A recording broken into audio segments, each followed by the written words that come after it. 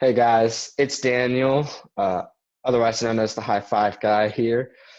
Today, I thought we'd look at some beginner level tactics. So I have created a new account on chess.com. It's a fairly easy to use and very fun chess website. You can play others online. You can limit it to just friends. So parents, if you're worried about who your kids playing, really, it shouldn't matter. If you're worried about that, you can have them play only friends, or you can even mute chat if you're okay with them playing against random opponents worldwide. And it's just a really fun way to play chess against other people, learn as you go. In fact, you actually learn more by losing than winning. Hopefully, a little bit of both, winning and losing. And just getting to play online, have fun with other people. So this is a new account I made for this. So we're going to start with some puzzles. Okay, and during these puzzles, if you want, you can pause your video to look at them further or look at it a little longer. I'll be giving some pause and then explaining what I see when I look at the position. Okay, so it looks like white has just blocked check from the queen with his bishop. I also see that this rook on e7 is on the same file as this king. So that should give me some ideas right there. Maybe I have some sort of checks or attack on the king with my rook. And it looks like I do. If I can move this pawn out of the way, then this rook is checking the white king.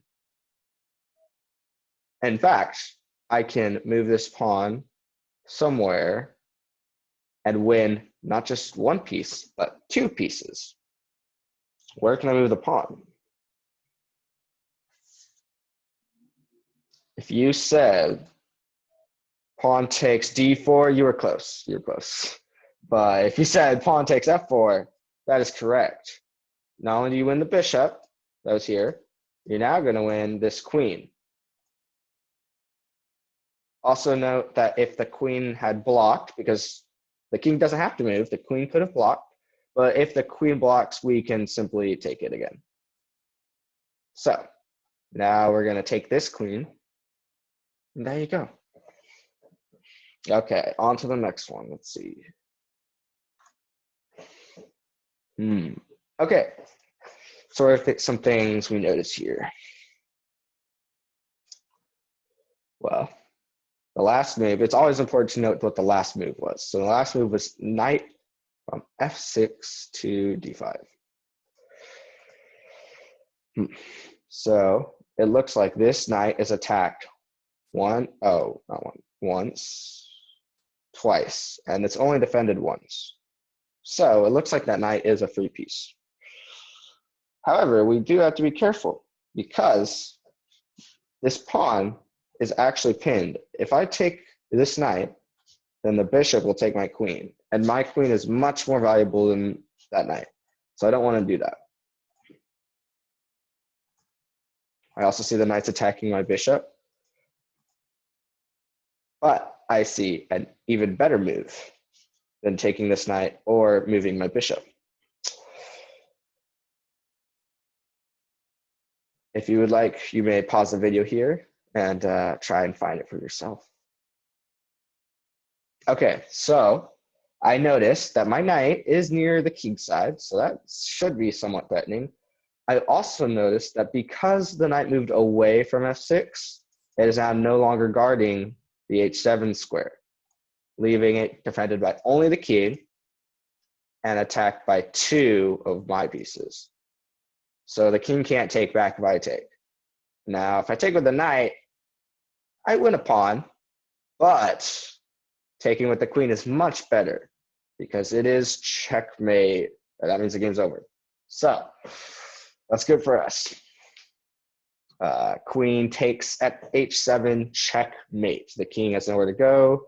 The king cannot take because you can't put yourself in check. Oh, sorry, there. So yeah. Next puzzle. Let's see. Ooh, okay.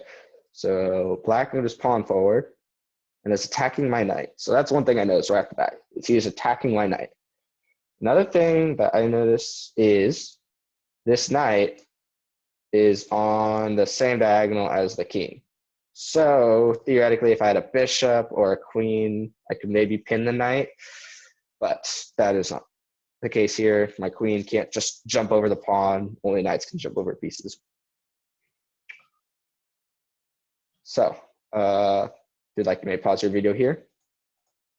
Oh no, mouse slip, guys. Hopefully the move you were thinking of was not queen to d2. That is not the answer. Oh, I didn't mean to click that. That's what I get for clicking on pieces that don't need to be moved, right? Okay, so hopefully you saw that by pushing this pawn, black now leaves the e6 square uncovered. And now we can play knight e6, forking the queen and rook. The queen moves, obviously, because it is the more important piece. You want to save the more important piece. But we still win the exchange because a rook is more valuable than a knight.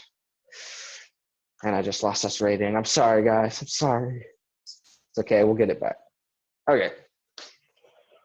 Queen c3. Okay. So we want to, of course, as we said, take note of what our opponent's last move was. So we moved from c8 to c3. What does that do? Well, I noticed that on c8, the queen was defending this rook right here. But now the rook's not defended. So that looks like a free rook to me. I also noticed that if I can get my bishop on this diagonal to block this square, then a rook capture is checkmate. Because if the king can't move up, then and no piece can block, then that's checkmate. So the question really here is, should I play bishop here first and attack the queen to then play checkmate? Or should I just go for the check and then follow it up with bishop d4? So if you want to pause your video, look at that. So let's take a look at this. If we play bishop d4, then queen can take the bishop, which looks like a mistake, right? Because why would you take a queen? Why would you take the bishop when the rook defends it? And this may be kind of hard to see in your head. So if you have a chessboard at home, it may be helpful to play this out.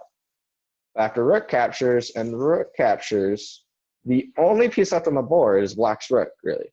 So black is definitely ahead, and we don't want black to be ahead because we're white in this position. So if we play rook takes, and now bishop there, forking the queen and king. Do you see that? We had a double attack. And the reason we can play that is because our rook defends it. And now we're the ones with the rook left on the board with an extra pawn that will eventually become a queen. Okay, let's look at maybe one last one here. Okay, so rook to b6 was last move, came from d6. So what do I notice about that? Well, I noticed that the rook now cannot go to the back rank. I also noticed that this black back rank looks pretty weak. There's no pieces. White has not pushed any of his pawns to give his king room to flee. So if I can maybe put a rook or a queen back here, that looks pretty good for us. Do you see a move that can get a rook or a queen to the back rank? If you said queen c1, that's correct. Now white does have this blocking move. I don't know if you saw it, but yes, white does have this block of the check. And now you may be like, dang it, that wasn't checkmate. But there's another thing we need to notice here. Is the queen defended by any other pieces? Does the king defend her? No, he's too far away. The rook is now out of play to help defend the queen. So we can simply take the white queen with checkmate. Okay. So that that's going to be our last puzzle for today. Oh, look at that, guys. We got a badge. Puzzle newbie. We're in this together, learning puzzles. Okay, so yeah, and I just want to reiterate, if you are considering trying to become better at chess or just wanting to play more often, chess.com, there's another website called Lead Chess. I strongly recommend them. I have personal accounts on them. I also have this one. So if you want to challenge me to a game, whether that be a game that's like fairly quick, so like by minute, or by day, so you have like 5 days to make each move, I am totally down to play y'all. So yeah, let me see. So this account, I called it Ardent Archer. So look for me. Hopefully I'll have a picture of myself up there before this video gets sent out. So that way, if you want to look it up, you'll know it's me. Okay, so until next time, see y'all. Well, this is awkward. The video's not ending. Oh, that's okay. We have more time. Let's see. Anything else I want to say? Oh, maybe I can show that other website I was talking about. If I can. There you go. Okay. So parents, these are the 2 websites I recommend, is leadchess.org or chess.com. I have accounts on both.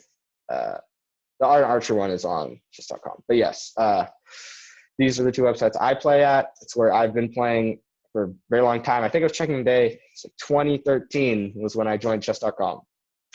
So I've been playing for a while, and it's helped me grow a lot as a player. So hopefully that will help you as well. Hopefully you enjoyed the tactics, the puzzles, and that you learned something new today. So I will see y'all in the next one. Take care, y'all.